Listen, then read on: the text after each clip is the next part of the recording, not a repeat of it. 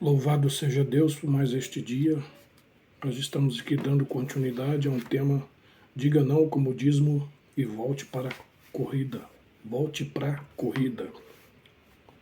Muito que aprender. Muito que aprender. Mas antes vamos fazer uma oração e louvar ao Senhor por esta graça que nos dá essa oportunidade de falarmos aqui, que é edificar a vida das pessoas, edificar a nossa vida. Em nome de Jesus, Senhor, que o Senhor reina sobre nosso dia, sobre nossas ações, sobre nossa vida. E que nós venhamos ter sempre nos nossos lábios a graça de agradecer.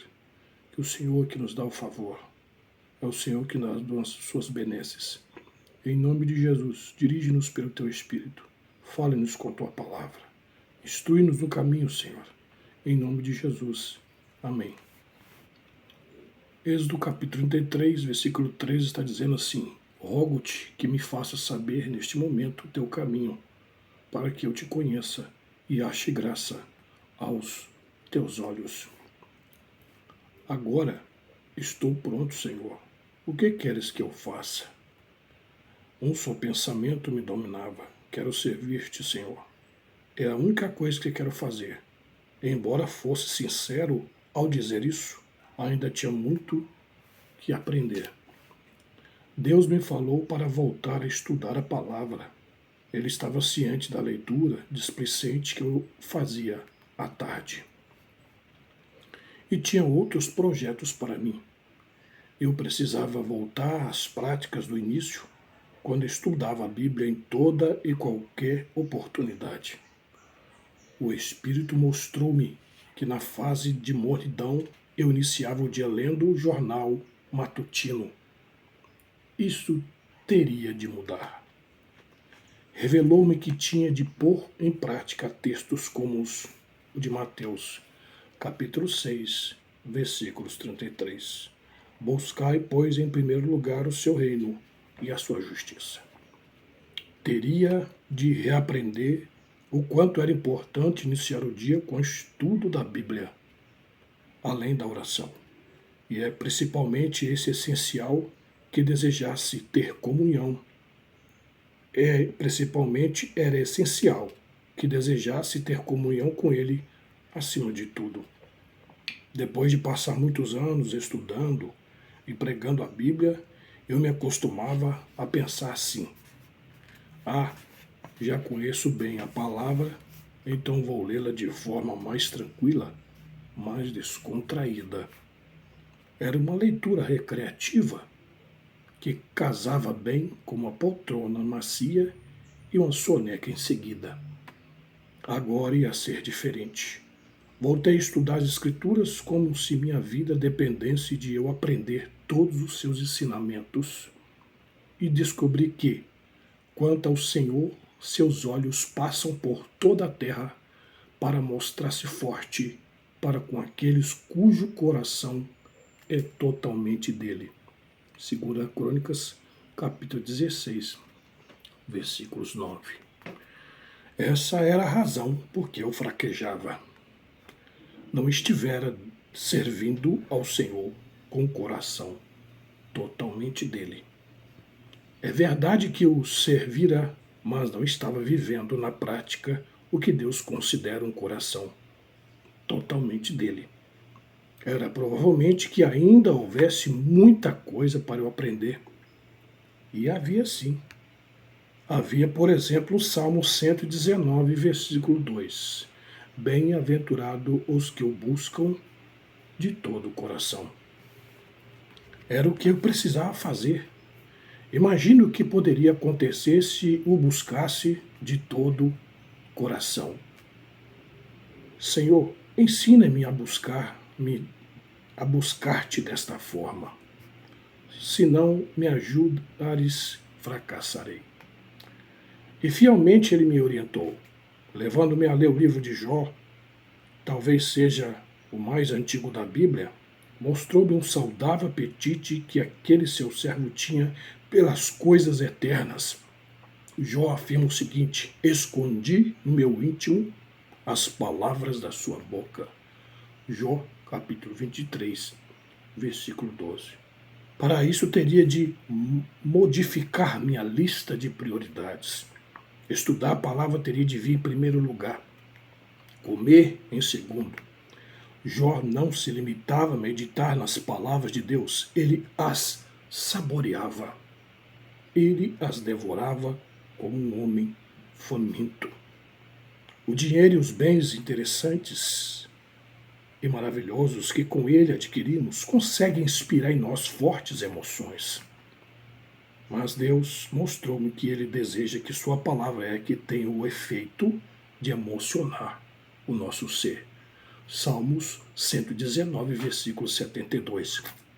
Para mim vale mais a lei que procede da tua boca do que milhares de ouro ou de prata. É na palavra de Deus que reside a verdadeira riqueza e prosperidade. Mas só as encontramos obedecendo ao que lemos. Não cesses de falar deste livro da lei, antes medita nele dia e noite, para que tenhas cuidado de fazer segundo a tudo quanto nele está escrito, então farás prosperar o teu caminho e serás bem-sucedido. Josué, capítulo 1, versículo 8. Descobri ainda que Deus tinha muito amor pela Bíblia. Quanto amo a tua lei, é a minha meditação todo dia. Salmo 119, versículo 97. Davi amava intensamente a lei do Senhor. Mas por que alguém ia querer meditar na Bíblia o dia todo? 2 Timóteo 3,16 está escrito. Uma excelente razão. Mas toda a Escritura é inspirada por Deus e útil para o ensino, para a repreensão, para a correção, para a educação na justiça. Aí estava outra explicação. E aí estava outra explicação para o fato de eu me encontrar tão fraco. A Bíblia é o fôlego de Deus. E quando deixamos de aspirar seu fôlego, tornamos-nos uns fracotes. O fôlego de vida de Deus é mencionado em passagens importantes. Jó, capítulo 33, versículo 4, diz assim: Então formou o Senhor Deus ao homem do pó da terra.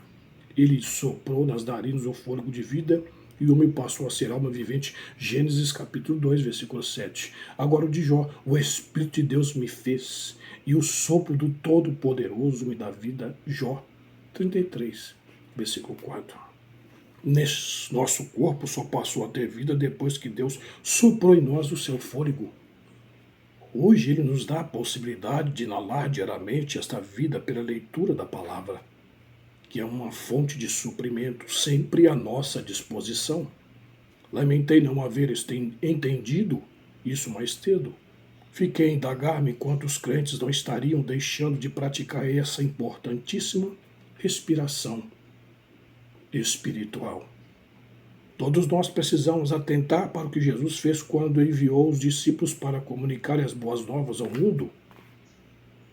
E havendo-me dito, soprou sobre eles, e disse-lhes: recebei o Espírito Santo. João capítulo 20, versículo 22. Os discípulos teriam a responsabilidade de levar o Evangelho ao mundo, e para isso necessitavam do sopro de Jesus, que é o seu Espírito. Nós temos a mesma responsabilidade, a mesma necessidade. E havia outra razão básica para eu estudar a Bíblia. O texto de Hebreus 5,14 afirma o seguinte: mas o alimento sólido é para os adultos. Mas aquele que pela prática tem as suas faculdades exercitadas para discernir não somente o bem, mas também o mal. Aleluia. Praticando continuamente a palavra de Deus, aprendendo a discernir o que é certo e o que é errado. Como eu não estivera inalando a palavra de Deus regularmente, assim como inspiro o oxigênio para os pulmões, havia perdido o rumo. A maioria dos crentes adultos acham que já tem vivência suficiente para saber o que é certo e o que é errado. Era o que eu também pensava, mas estava enganado. Como não recebeu o sopro de Deus por intermédio da sua palavra, não estava discernindo o bem e o mal. Todavia, assim que comecei a introduzir as Escrituras em minha mente, o pensamento, fui aprendendo novas verdades. E compreendi que dali por diante minha jornada espiritual seria cheia de desafios, mas muitos empolgantes. Mas muito empolgante. Graças a Deus.